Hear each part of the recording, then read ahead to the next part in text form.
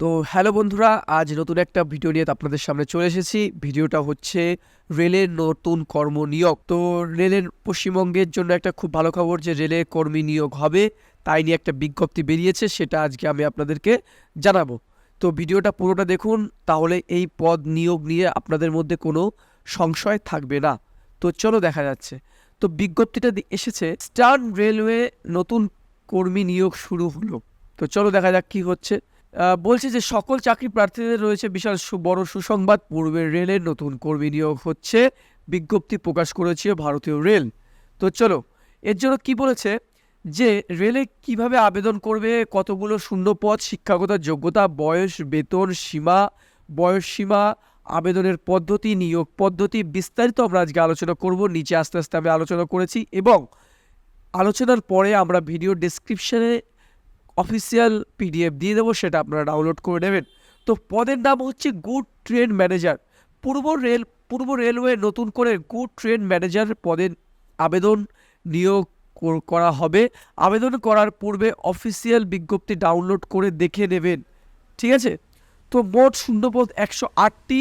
তো মোট শূন্যপদের পরিমাণ 108টি। বয়স সীমা বলা হয়েছে 42 বছরের মধ্যেই বয়স হতে হবে।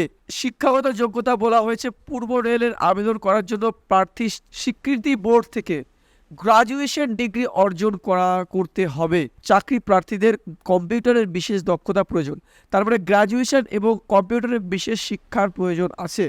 তো আবেদন পদ্ধতি কি বলা হয়েছে? আবেদন পদ্ধতি বলা হয়েছে যে আগ্রহী ও যোগ্য প্রার্থীদের অনলাইনের মাধ্যমে নথিভুক্ত করতে হবে। সর্বপ্রথম রেজিস্ট্রেশন কমপ্লিট করতে হবে। আগে রেজিস্ট্রেশন কমপ্লিট করার পর বাকি ফর্মটুকু ফিল আপ করতে হবে এবং ফর্ম ফিল আপ করে প্রয়োজনীয় ডকুমেন্ট আপলোড করতে হবে স্ক্যান করার মাধ্যমে।